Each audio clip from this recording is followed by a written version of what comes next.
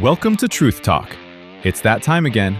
Yup, local elections are right around the corner, and we are here to give you all insight on candidates who are wanting your vote to lead in our community.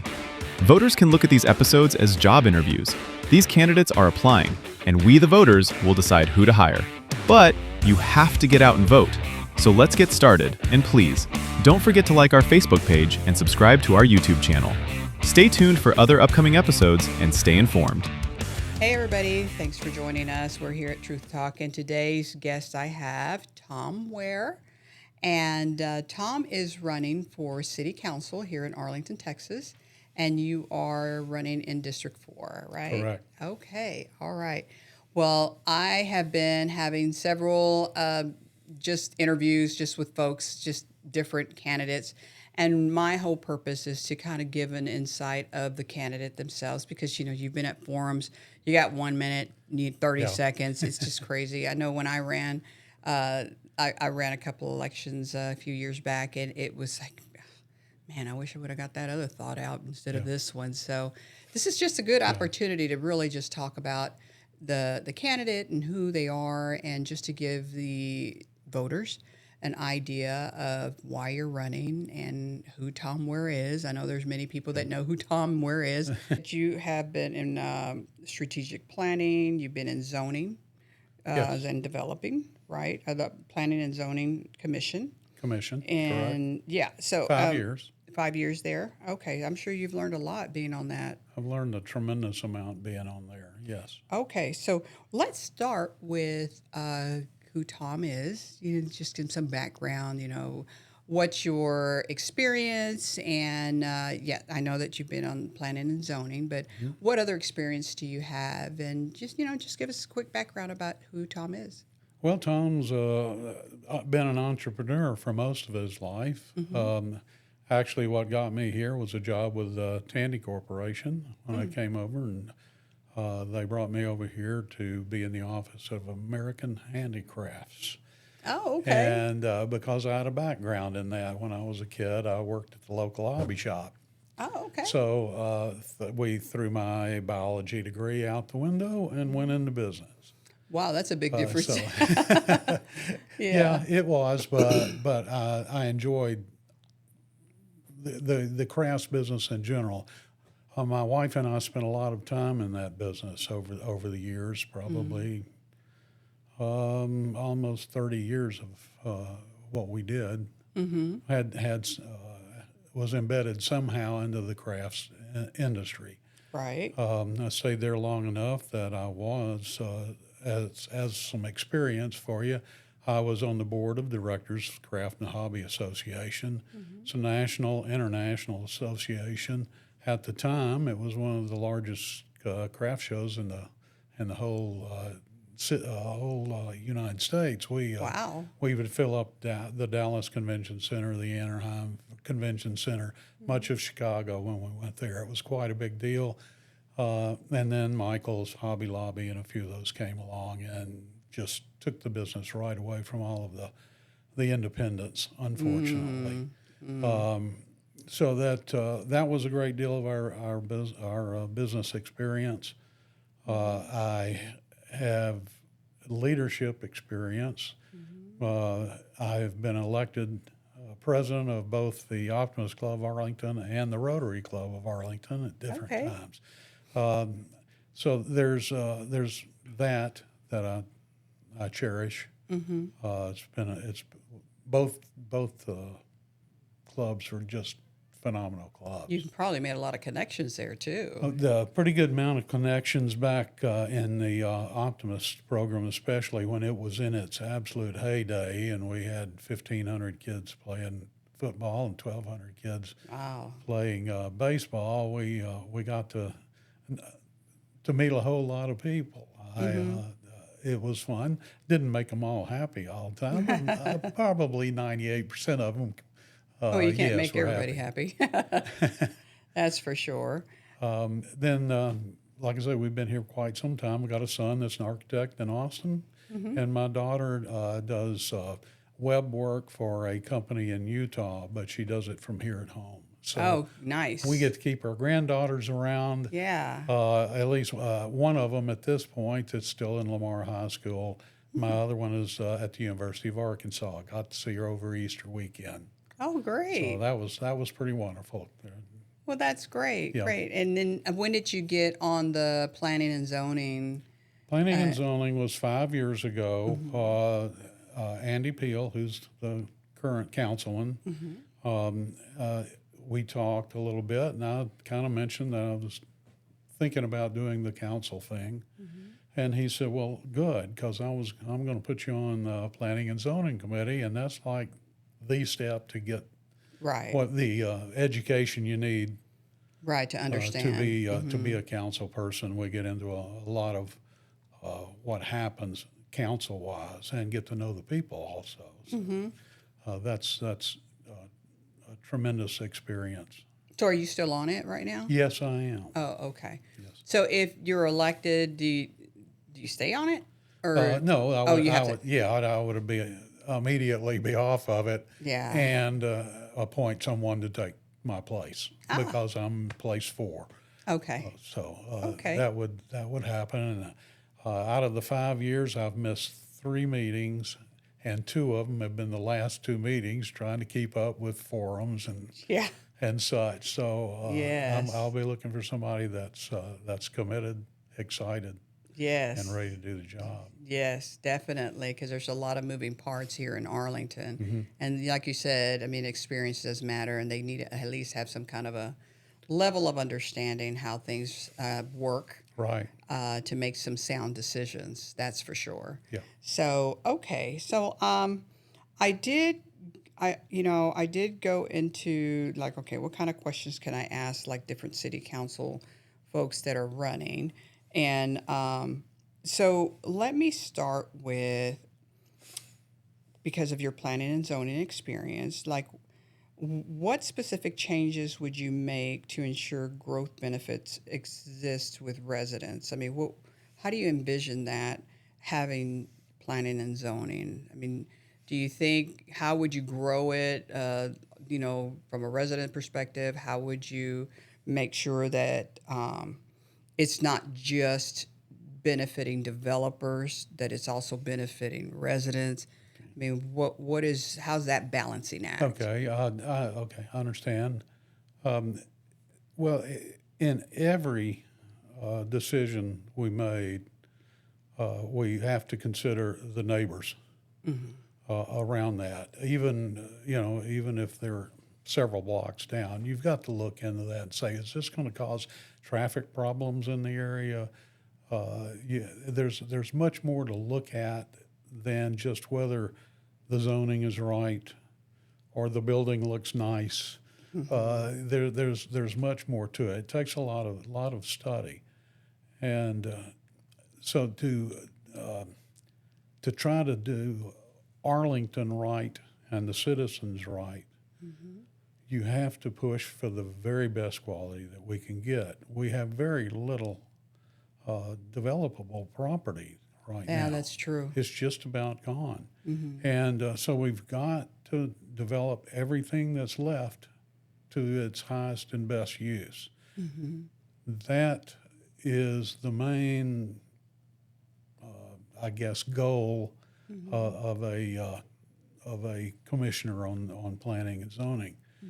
Because take that piece of property and make it the best piece of property it can be to produce for all of the citizens in Arlington, to produce for the people running the businesses, to, in residential area, be residences that the citizens of Arlington be proud of to live in, things that will bring my granddaughters back here to live.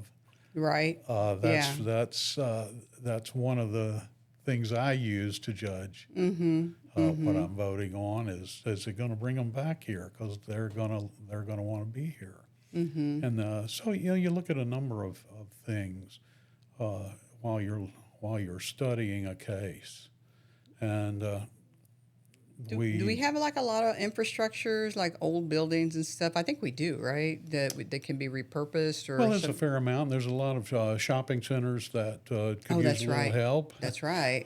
So I know Councilman Peel has been working on that. He had all of the shopping centers inventoried at one time, and I think we're still working on that to see if there are things that the economic development folks, both with the city and with the corporation, can help make those situations better. We have done that in several of the shopping centers around, and hopefully we can get a lot more of them done. So were y'all thinking like, I don't know, I had another person say, we need to bring in more, I guess, better or nicer businesses in like the shopping centers and things like that, instead of them being a lot of, not that I'm against mom and pop shops, but when you're trying to drive traffic in the city, Right. to, if you want to do a higher end multi-level, right, or apartments or whatever, you got to bring in like the nice places to go very nearby. So is that something that That's some of it, and you touched on a subject where we're trying to get Lincoln Square redone. Oh, yeah. It's renamed Anthem, and they came in with a beautiful product that is now having to be rethought on certain bases. The company trademark is having problems getting in those really high class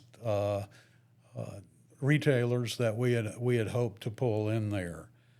It confounds me because just north of there is the third richest zip code now in the DFW area, where Viridian and all of North Arlington is.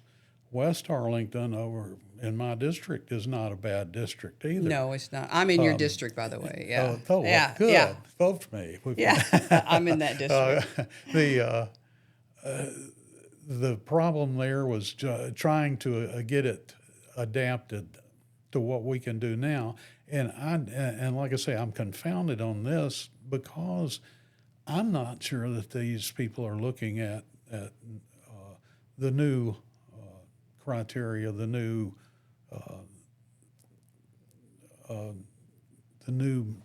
what am I trying to say? Estimates of what things are doing around there. You even have the entertainment district right down the street. You've got the entertainment district down the street. We could come in maybe with condominium units, and that we had talked about possibly apartments or condos in there. Higher end, yeah. And because there are a lot of country companies across the country that would take those condos and bring in the people they want to impress, bring them into Rangers games, bring them into Cowboys games, bring them into major concerts that come in there, and use those properties, and would not bring in a problem for the schools in the area or anything that would be negative there. Right. So there's plenty there if we can get those folks that will do that to look at the real numbers now, the new numbers. Because I saw a picture of what it would look like. I'm like, man, that would be like really nice, super nice. And to your point, to have higher end, and then of course we have the Cowboy games, we have the Ranger games, and we have all these things that are coming in, and these people could just go there because it's not far. It's not far at all, and they can just go there and go shopping or have really nice restaurants or whatever. Right. So yeah, that's kind of interesting that. Yeah, I'm hoping that we're able to actually capture HEB. That hasn't been signed yet. Well, yeah, I heard about that. It's not a signed deal yet, but it is there on the table, and hopefully. Oh, that would be great. Hopefully that'll wake up some of the real estate people. That would be excellent. And yeah, I know when I had interviewed the mayor, and he says, "I'm working on something that has 3 little letters." I'm like, okay, like I don't know what that is. Yeah. So, Well, that's what else could it be? But that would be perfect because I keep thinking like we need an HEB here. I mean, that would be perfect, and hopefully that'll work out.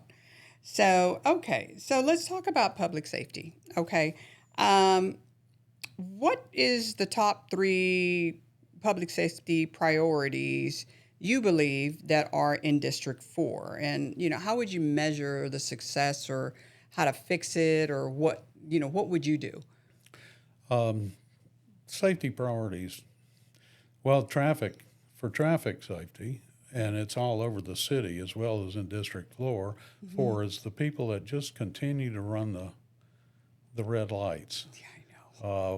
When they're changing. I had a school bus on the way here, one of the small school buses. Uh-huh. I went through, looked up, it was changing, and they came right on through behind me. And I'm thinking, oh my gosh, That could have caused an accident. that's scary. Yeah. But I see it every time I get out. I see people that take that extra second after the red light's on and come through. That's the most complaints that I'm hearing right now for safety. I'm not hearing a lot in my district. We've had a couple of crime problems lately with at event centers. One is in Pantego and one in Arlington, and we need to look at that. Are we requiring enough police when an event is held at these private centers? Are we controlling it well enough in the parking lots? I think there's a little more we've got to look at that we're not looking at right now. So I would get that checked out. So those are like the main things that you're hearing, and That's about it. I'm not hearing a lot more. I mean, we hear where I'm at near Lake Arlington, we hear about the gunshots and everything. It seems like every time we check, it's from across the lake, and that's unfortunate as well. But because that's Fort Worth, right across the lake. that's Fort Worth. Yes, it is. Yeah. I used to have a warehouse over there, and I'm very familiar with that area from having that warehouse there for almost 15 years.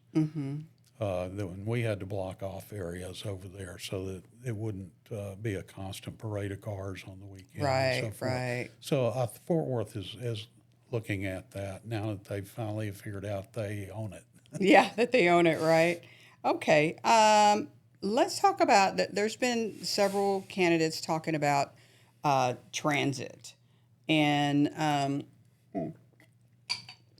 I know there's a lot of activity happening around the Metroplex on transit. I know it's in Plano that I saw a report where they basically are saying we got to dial back at the transit dart because it's just bleeding money.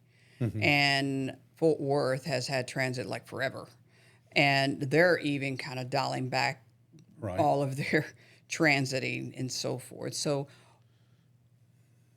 and like I mentioned, there are some that are running that are saying, we got to have transit. It's like, okay, how do you figure to have that? I know we have VIA, right? Yes, the ride share.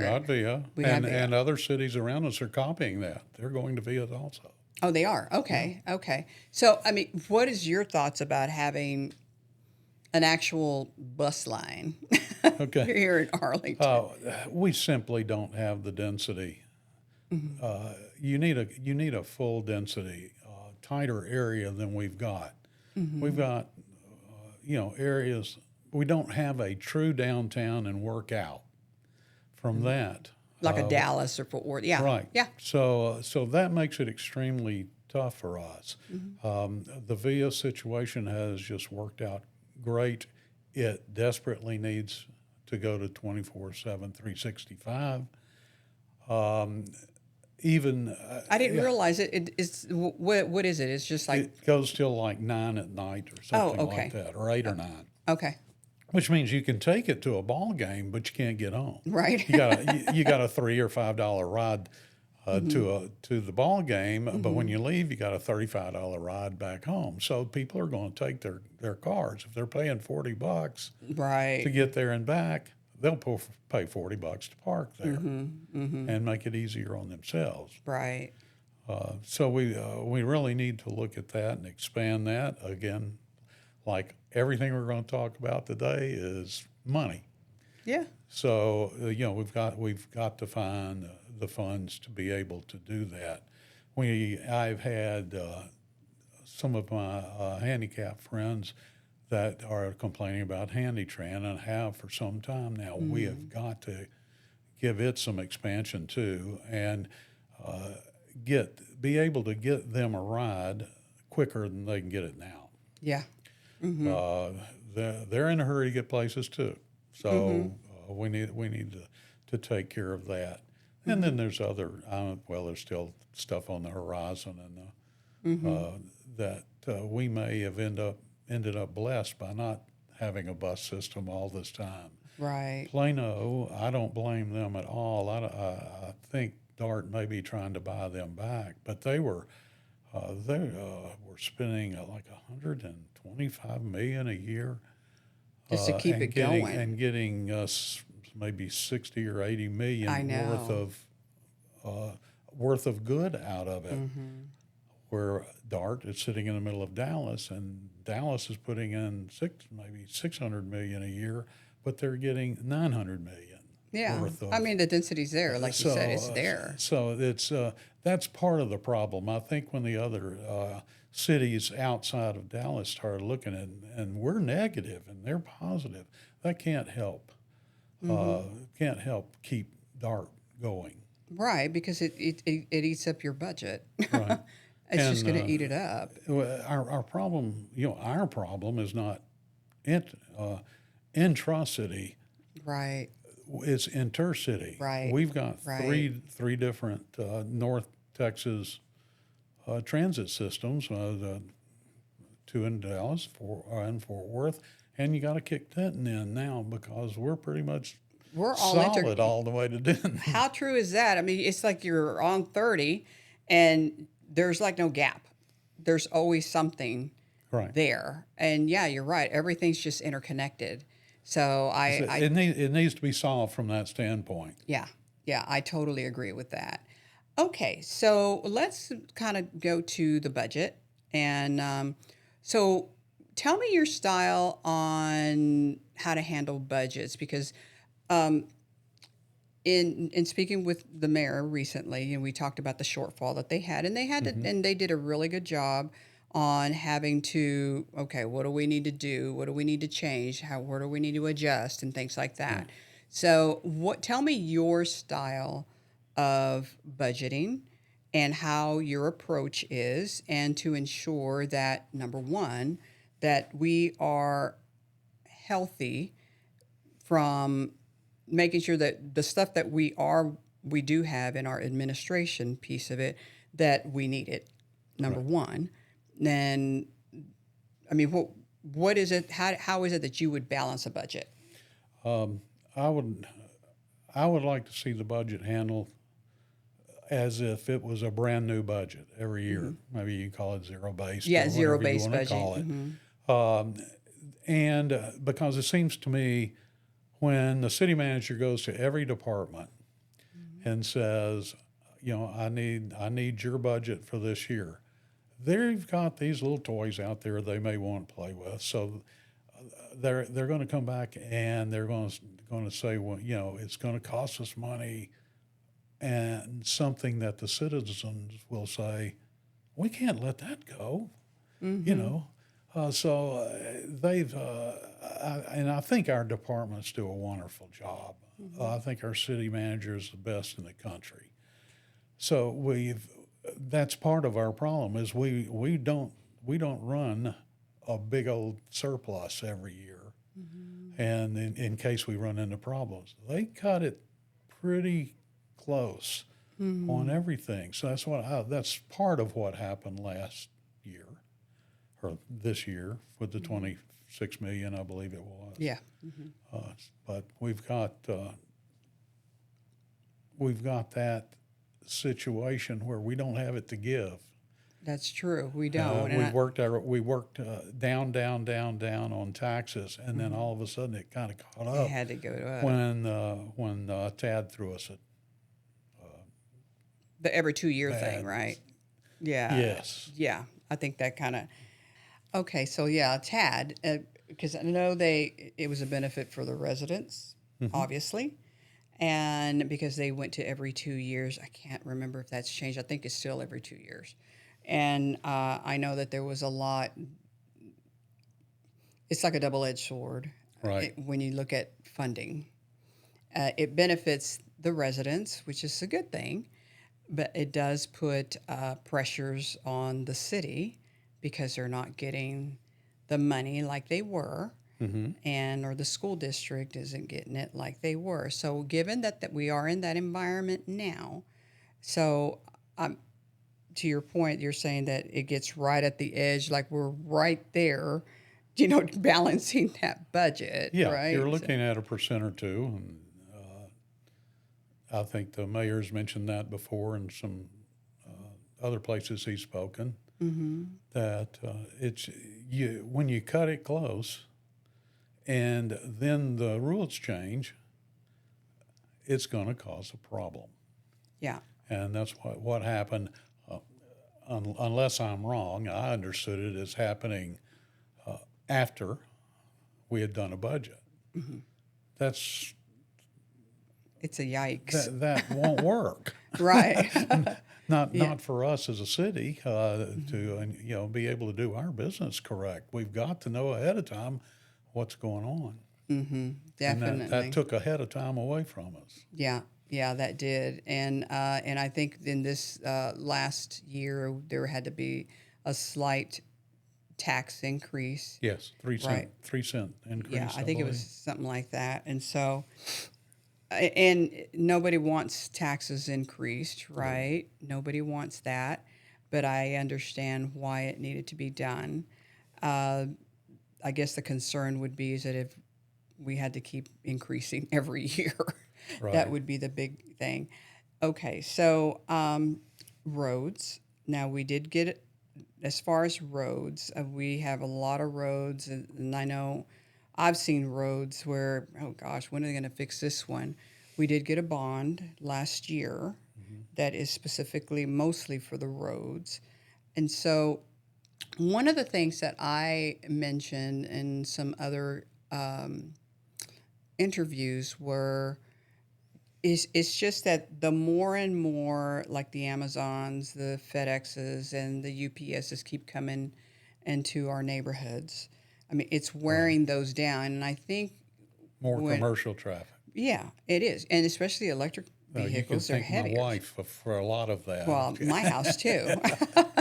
And so, I mean, you see more and more of that traffic, but we're still left, holding the bag and fixing it, because I think the road, if I remember Trey talking about that, it's supposed to last 5 or 10 years, something, before it has to be repaired, but these things are increasing. So how can we?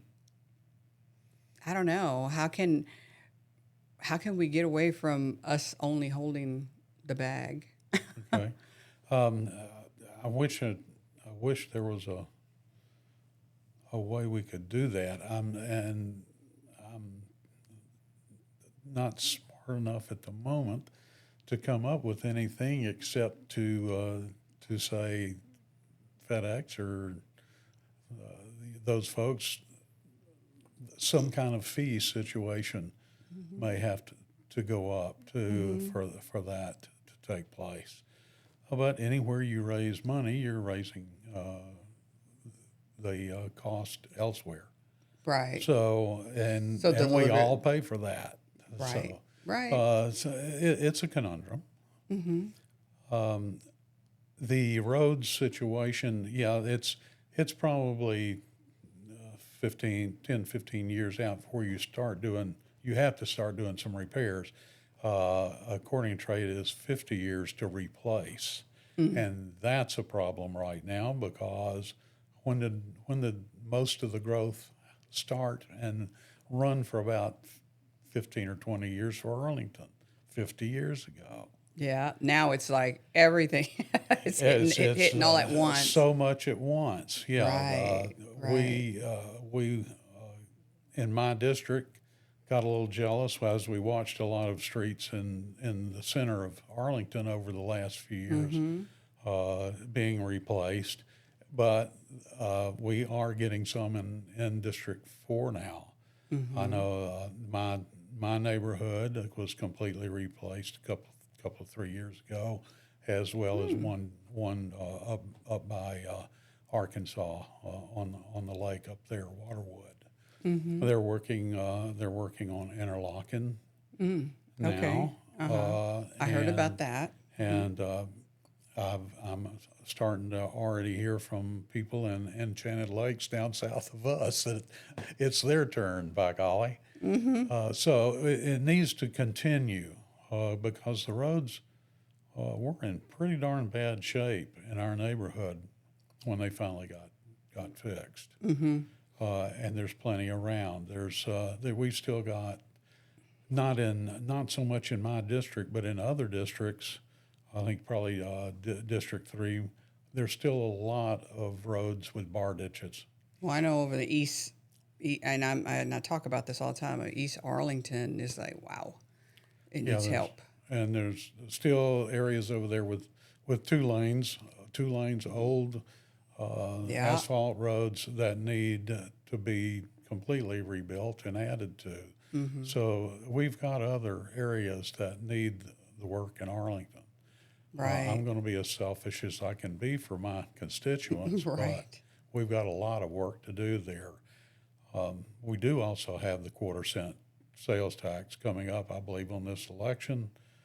Is it? Okay. I believe it's on this one. I did not know that. that. Needs to be renewed because it does 90% of our road repair work. So so that's on top of, what was it, the bond last year? I think it was like a 135 million, I think, was of that bond was. I can't remember. But it was like the bulk of it was for the roads. So that money from the bond is to subsidize what were a shortfall. I mean, I wasn't sure how that worked because I know we had a budget already for the roads. Right. And so. Well, the bonds work to be able to do some work now that we just don't have the cash every year to do that kind of work. Okay. Is what it does. It makes more road projects possible. Okay. If that makes sense to you. Yeah. Because you get the money up front and paid off on the backside. I see what you're saying. And the city does that ever so often. Trey knows what it's going to cost for all that. Looking at what's coming in, what is expected to come in, we can cover this amount of a bond because we're retiring these other bonds. We can start more. And he does a wonderful job of balancing that. So where can we find that? Because I didn't know about the 1/4-cent thing, or maybe I did and I forgot. Where do we find? I guess it's on the website, right? Well, it should be. Just whatever is going to be on the. Because I want to post that. Okay, so I got to look into that. Yeah, we need. I wish I had more information. I don't. It's okay. Okay, I'll put it out there. Okay. All right. So, if you were elected, how would you ensure residents are heard? I mean, what is your method of connection? Is it through town halls? Is it through? I mean, what is it? What do you plan to do? Okay. Well, I experimented with doing Facebook posts, and got to where I was doing them pretty regular on PNC, where I would explain what we were doing that week, summarize it so they didn't. A lot of my constituents don't have time to sit down there and watch a whole meeting. Right. But they're interested. So I can give them a quick summary and then my thoughts on it because legal said I could editorialize as long as I say it's just me. and nobody else's thoughts on it. But I did that. I did that on virtually every meeting during my time so far. I have not done it since I Right. started campaigning. But I think that worked very well. Yeah, I would only have maybe 5 or 10, 20 people sometimes that liked it, but everywhere I would go, I would get people that would mention it. Thanks, I'm glad you do that.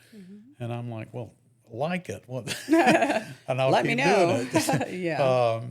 But there were a lot of more people that were reading what I was putting out than I thought Okay, were. so you're thinking So social media to kind social of, media, there I may be able to add some, I don't know, Instagram or whatever else that people are using.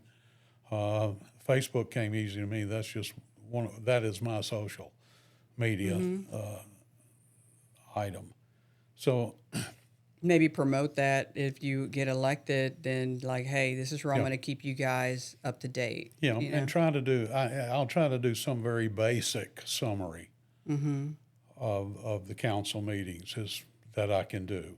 Would you ever consider doing the live phone town hall meetings? And I didn't even know this could happen, but I know one candidate ran when they were running for HD 94, and she was having very successful these town halls, and it's like, hey, I'm going to have a town hall, and people could join in, and they would join in, and they were asking all kinds of questions from the phone.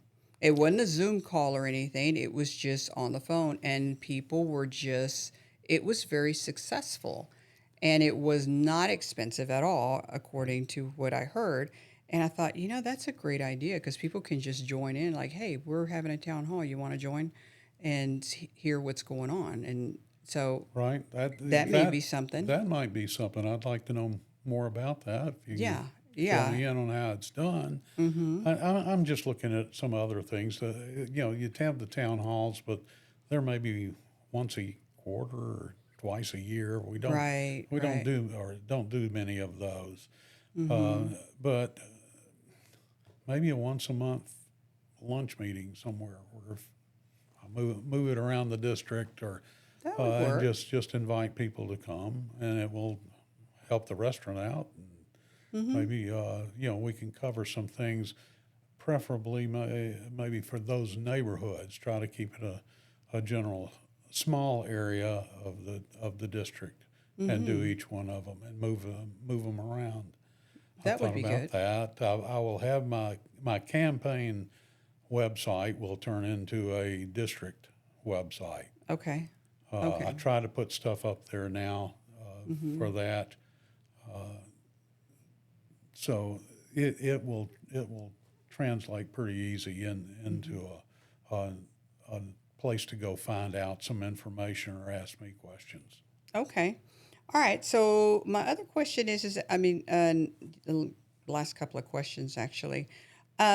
So what made you want to run for city council?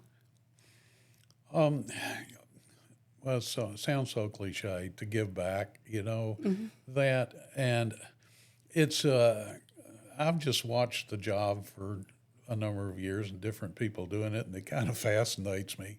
And I think I can do a better job than that, or hey, I better do it that way because that's the way it needs to be done. And I just love to talk to people in the city and talk about Arlington to people from elsewhere and within our city that are not up to date maybe on what's going on. I love this place. We moved here when our kids were tiny, and it's just been a wonderful place to live. It's you can't pick Yeah, I a like better Arlington. place. Yeah. We got one of the world's biggest airports to the north. We've got Dallas to the East, east, yeah. Fort Worth to the west. Great suburbs of ours. Grand Prairie, And, everything. Yeah, we just got it everywhere. it's so easy to get places. I can get anywhere real fast, and so it's a wonderful place to live, and I want other people to know that. Yeah, I had contemplated actually running, and for this district, and I thought, but there's just a lot of time that the council people don't realize how much time they Yes, sacrifice to be on the city council. I mean, it's like a full-time job. it is. It is, and that's why I'm like, I'm going to wait. Yeah, Because I'm doing I've had this. friends say, Yeah. well, the mayor's a full-time job, and you guys No, work part-time. no, It's going to be a full-time job. It's a full-time, and you for don't get me, paid. and the mayor is a double full-time Yeah, job. you don't even get paid, and people don't realize that. Like they think, oh, they're getting money. No, Yeah, this is. It's not like a super freebie, but I mean, you get maybe travel, whatever, but that's minuscule. right. But you don't get paid, and people don't realize that. And it's like a full-time job. You are giving yourself, your time, your experience to help everybody else. Right. And the payment will come if I do a good job and they tell me I've done a good job. Yeah. That'll Yeah. be my payment, and I'll love it. That I hear what you're saying. I hear what you're saying. Okay, so let me see what other questions I had, and we talked about budget and everything. Is there anything that you can think of that you would have thought, you know what, I would have done this different, or I don't think I agree in the way Arlington handled a particular subject, whatever that may be. And I would have approached it this way instead of the way it was approached. And is there anything that comes to mind? The only thing that really comes to mind is, and it may be still an ongoing problem, is the anti-discrimination ordinance. And I may be telling you something that they did, and I didn't know it. But I would have handled that what I kind of have always considered the Arlington way. You get the stakeholders together, put them in a room, and work everything over. If it takes several meetings, it takes several meetings. But you get it to the point that everybody is as happy as they can be and still compromised. And then at that point, you bring it out to the public and go to the council meeting and present it for the public, for their comment. And the way that has worked so well in the past, usually there's very little negative comment. It's positive comment because they can see the thought that was put in it, the time that was put in it. And I would have liked to have seen the ADO done in that manner if it wasn't. Right. That may have been tried, and then the whole thing just kind of blew up. I don't know. Yeah, I mean, I know, and I'm very familiar with that particular subject because I actually went down and spoke, and really the ADO just didn't have any lawful teeth.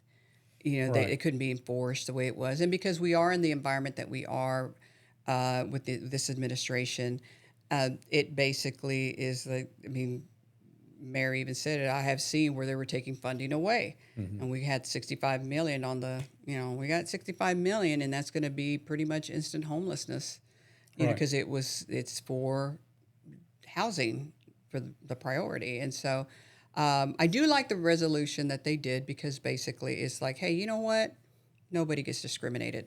We don't tolerate it across the board. Period. End of story. I'm okay with that. I mean, that's the way it should be anyway. Our federal law is written in that manner, and it should be that way. Yeah, So to me, it's just an extension of Sunday school, red and yellow, black and white, they're precious in our sight. All people. Everybody. All people are. Right. So, and I think they attempted to satisfy everybody, but not everybody got satisfied. But, there's just a lot of factors. Those are like the hard decisions. And as one other person said, like, you got to look at, like, how's it going to impact the citizens? I mean, is it going to cause detrimental on one, and maybe one might not feel right? Or so, I mean, you got to look at it as a whole and make some really hard decisions to keep the city financially healthy and not cause a ripple effect. And compromise can be tough. Yeah, it really can. It definitely can. Okay, so here is your moment to tell the constituents, hey, I would like, your vote because why? Okay, I would like your vote because I'm the experienced candidate in our race. I have worked with the city for years. I've got the endorsement of people that appreciate the work that I've done. I've got the current mayor and 2 past mayors have all endorsed me, and a lot of the city leaders believe I can do this job and want me to do this job. Again, leadership and other experience of how the city works, you need that. And Councilman Peel gave me that opportunity to learn that. Well, you do have that experience when it comes to planning and zoning, and that is an added plus. It really is. So, well, I thank you for stopping by. I really appreciate you giving me this time, and sorry for the quick turnaround. I was like, can you come in? So I really appreciate you. I wanted to give the opportunity so that people can understand, who Tom Ware is if they don't know. And it's kind of hard, when you're in the forums, but, just to be able to have just a casual conversation of where you stand. Better. It's much better. I've had several people tell me that, like, okay, this is not bad. I mean, at least I can talk what my beliefs are. And that's really what this is about, just to really get an understanding. So thank you so much. I appreciate it. Thank you for asking me. I appreciate it. Absolutely. Thanks again. All right, guys, that wraps up today's episode of Truth Talk. Go ahead and like our page and subscribe to our YouTube channel so you're always the first to catch new episodes as they drop. And thanks for listening. We'll catch you on the next episode.